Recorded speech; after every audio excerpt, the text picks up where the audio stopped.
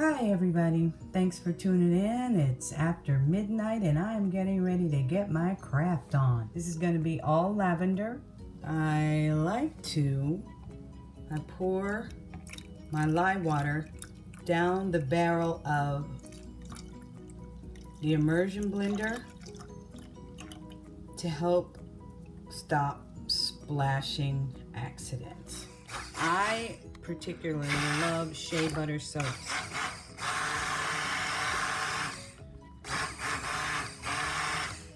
I'm gonna be quiet for a while and let this zizz, and then maybe I can, I call this my zizzer, because that's the sound it makes. See? Zizz, zizz, zizz, zizz.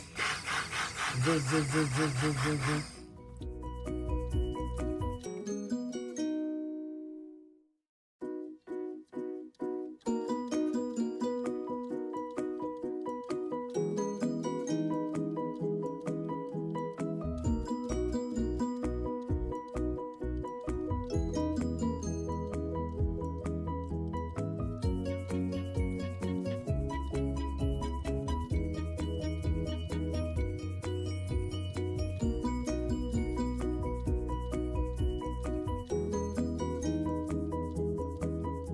See how you can see the trailings? That's trailings or trace.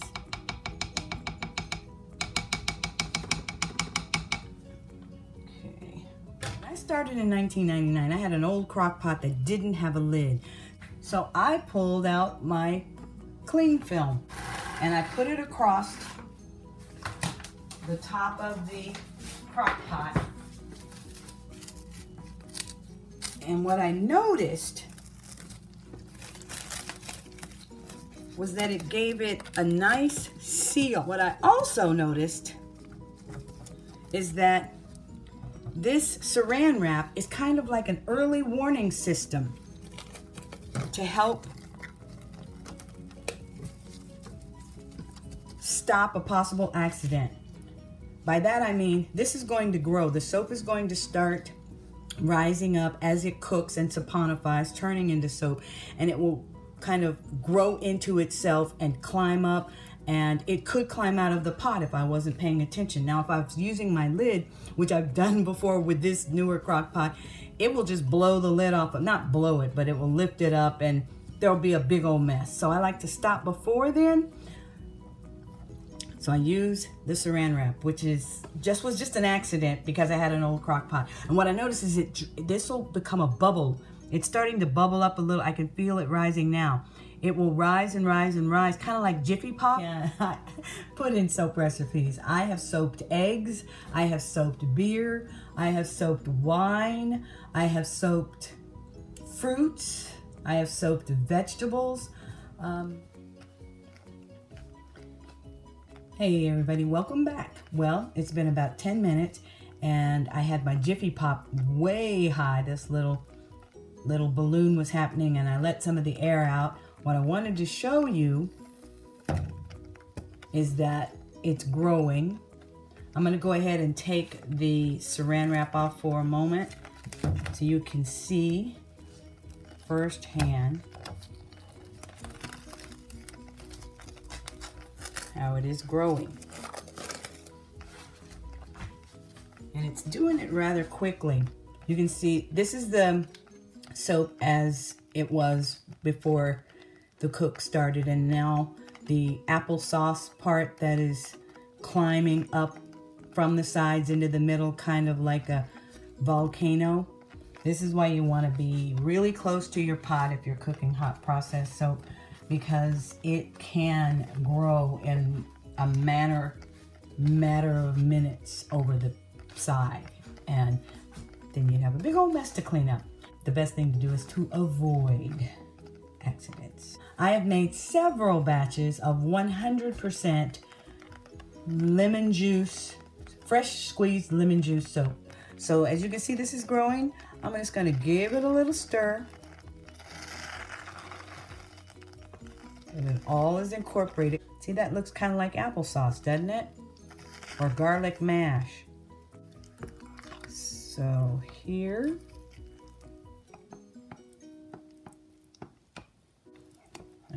Stir it around a little bit.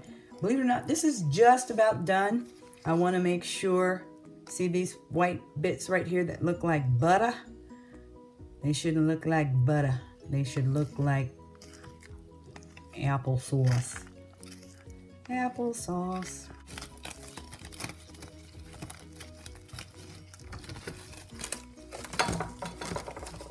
Over here is lavender essential oil. Okay, see the bubble? See how that bubble is growing, and it does it quickly. Okay, look, that's growing up really fast. Look how that's popping up there. So I am going to stir it down. That looks really like applesauce. All right. Now it's beginning to look seriously like garlic mash from applesauce stage. Okay, so now I've removed the crock from the pot. Now some people at this stage, some soap crafters, they test their soap sometimes with a kit phenolphthalein, or the old-fashioned way, which is something I do and have done and continue to do, is I take a little bit of the soap,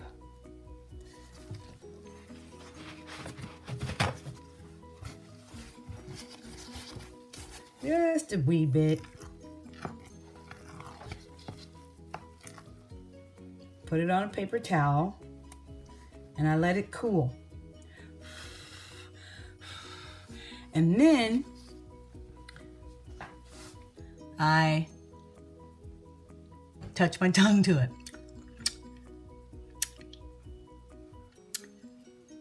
No zap. If there was still lye present in the soap, I would feel a zap like touching a battery to my tongue. But I didn't. I just feel hot soap. The soap is ready to be portioned off to color and scent, and then get it in the mold. The part that I tongue tested or taste tested, zap tested, I'm gonna do a lather test it for bubbles once this is solid. It's still cooling. So I like to add a little milk, and I just go and grab a little bit right out of the refrigerator, and just a tiny little bit, a little something for the pot. Milk soaps make creamy, creamy lather. I love the smell of lavender. I find it very calming. It's one of my favorite soaps to make. So I have an ounce in here, and I'm going to go ahead and pour it in the soap. Okay. Blend it well.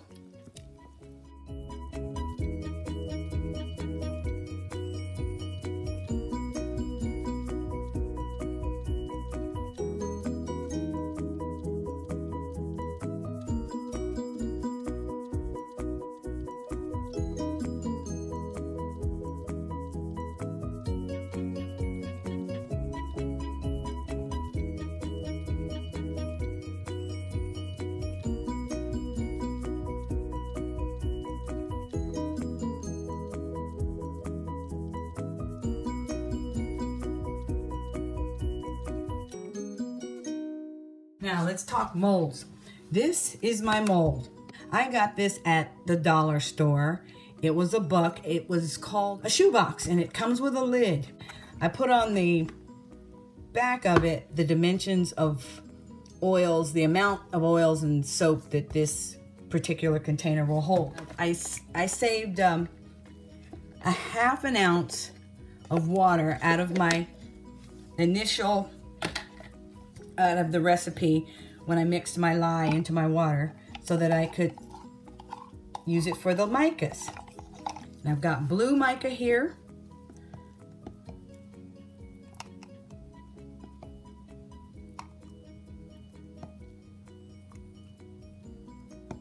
Okay, and I decided tonight I'm gonna play with activated charcoal. So I'll have a blue-black kind of thing going on. Here's my black. activated charcoal. I'm gonna do a little bit of that.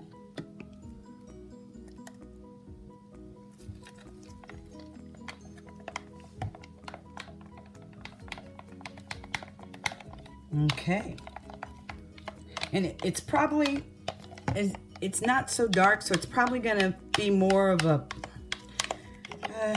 it won't be black, which is fine, because too much black or too much of any color could possibly stain a washcloth. Okay, got my colorants, and I love that my soap batter is still very loose. I'm gonna try an in the pot swirl, but I want to make sure. Yeah, let's see here. Yeah, this is pourable. Okay, so I can see that. And for in the pot swirl, I'm gonna do, oh, I love this. I think this is so pourable that I'm gonna do, let's see, I'm gonna do this like this. Okay, in the pot swirl, put some here, put some over here, put some here,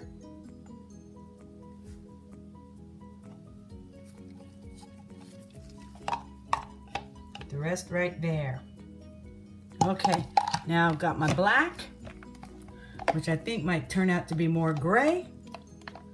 And I'm gonna put a dollop in the middle, dollop in between, dollop in between, another dollop in between,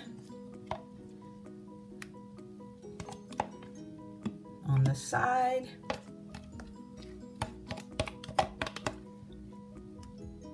Okay. And also, I'm going to actually speck the bottom with color. Last night's batch, I noticed all of it didn't quite go to the bottom like I would have liked. So, tonight it will.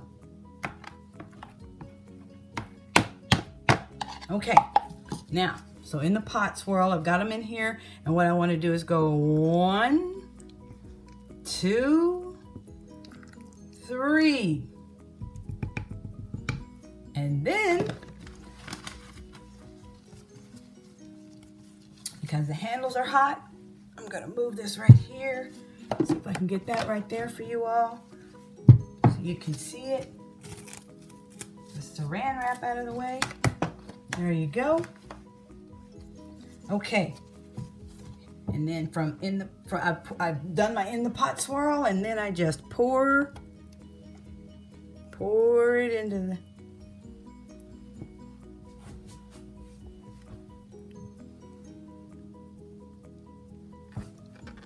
this is where I could use some lighting.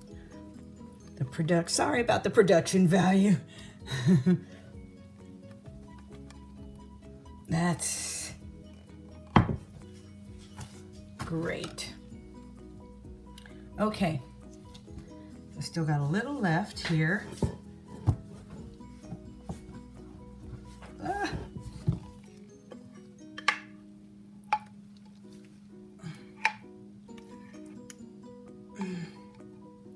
This Crock-pot weighs a ton.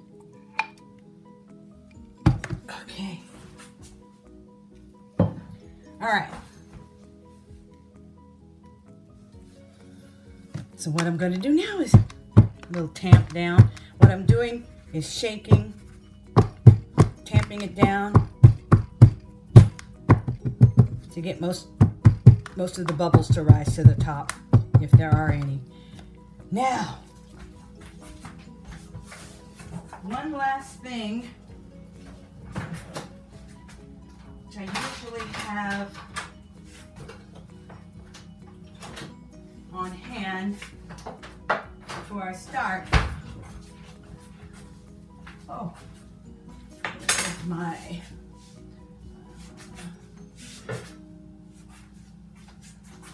okay, that's done. I want to do is to, I'm just gonna take my spatula and just kind of go through, swirl about.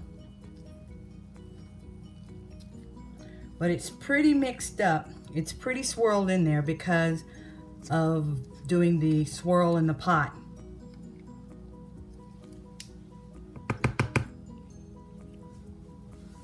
And again, little temp. I want to do, see how I did too much and it comes up over the side? You don't want that.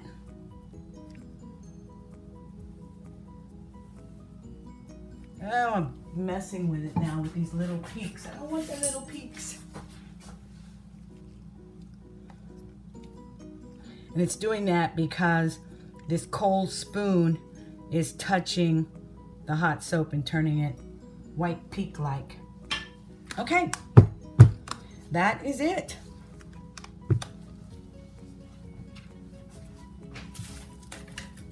Lavender hot process soap. Hang on, I'm gonna bring you all around so you can see it. This is what it looks like right now. In the morning, it will be solid and it will be more opaque, lighter in color, and hopefully we'll be able to see the blue and the black, which may be more dark gray.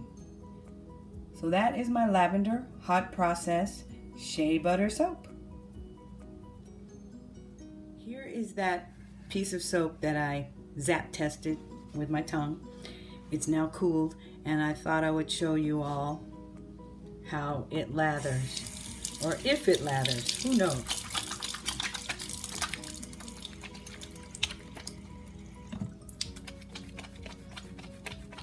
This is hot process soap, less than an hour, and this is the sample that I tongue tested. Good on the tongue, not too bad on the tongue, great on the hands. I love the small creamy bubbles, which I think the castor, the little bit of castor I added to the recipe this evening, I think that's what it lends to it. It just feels like a gorgeous soap. Okay, I gotta go rinse. Thanks for watching. Okay, I wanted to wait to cut it, but I can't wait. So I'm gonna cut it, not all of it, just a little bit, because I want to see what the inside looks like. Because the outside's so pretty. So here we go. How I want to do this. I just want to cut a little chunk. I'm trying to figure out how to make that happen. I'm just going to cut a sliver off. I'm going to cut a sliver off the end here with my pastry cutter.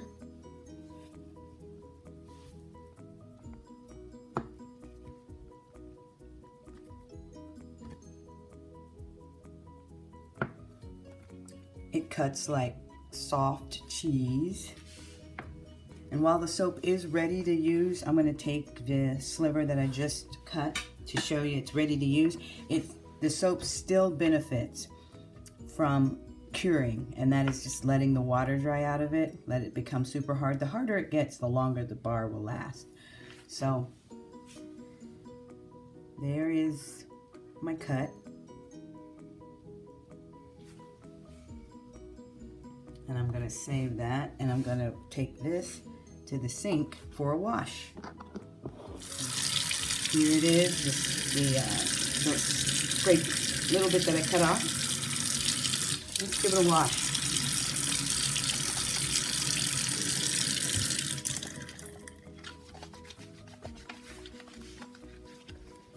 Okay.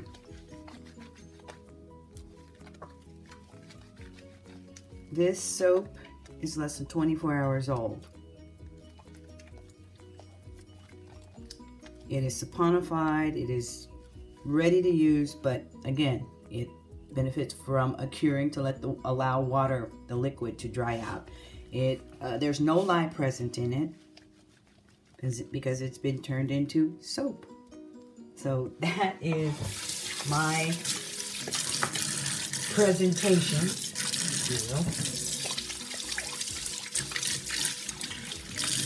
And it's just what I love to do. I love making soap. You know why? The best we can ever feel as humans is right after a bath.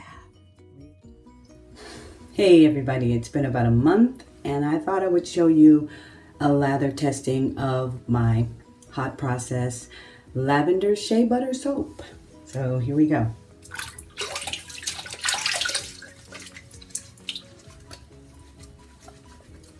I like the way that it immediately goes into the bubbles.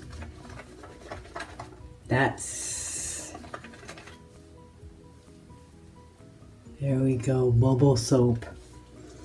And I have been using it on my face since about 3 weeks. No, probably 2 weeks after I made it because it was hot processed and ready to go.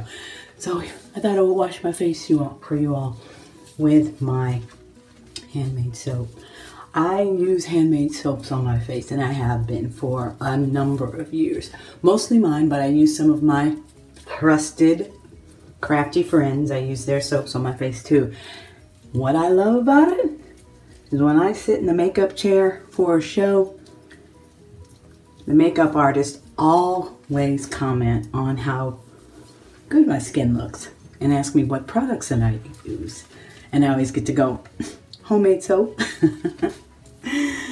Which kind of makes some of their eyes go, what the? But this is what a great bar of homemade soap does for your face.